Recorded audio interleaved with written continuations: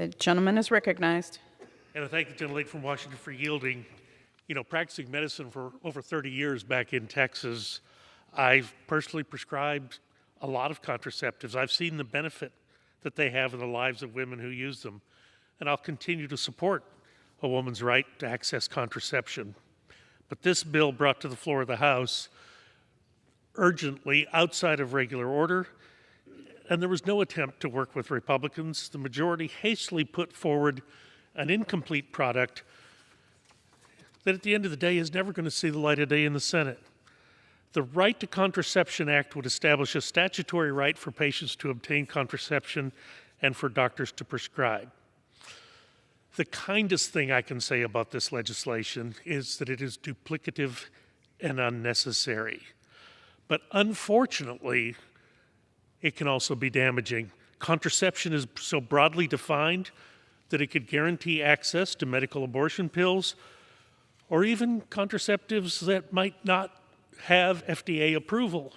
It could lead to the dispensing of unsafe products.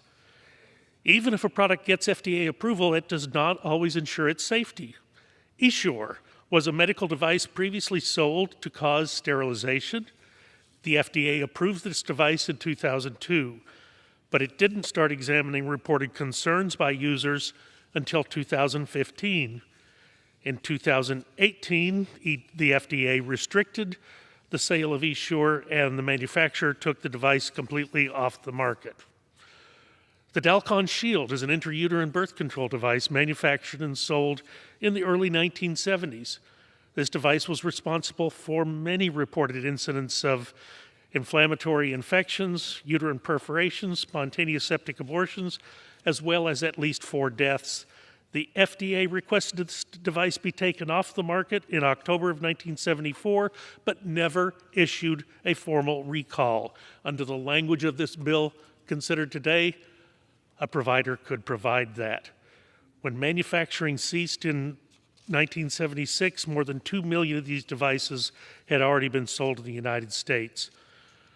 Look, I'm the first to agree that the drug approval process at the FDA should be made faster, more transparent, safer, but imagine the dangers of allowing contraceptives and devices where the FDA has not even considered their safety. You will find consensus in the Energy and Commerce Committee amongst Republicans regarding preserving access to contraception if the Democrats had only decided to work. We had no legislative hearing. We had no subcommittee markup. We had no full committee markup. The bill was introduced last Friday, brought to the Rules Committee on Monday. I'm also a member of the Rules Committee, and so that was the only hearing that we had on this legislation. As I like to tell people, Rules The time of Committee the gentleman members has expired. are like the apex predators of the legislative process. We're Time of the only there gentleman at the has end expired. of the row. This bill is bad. I urge it The time of the not be gentleman has adopted. expired.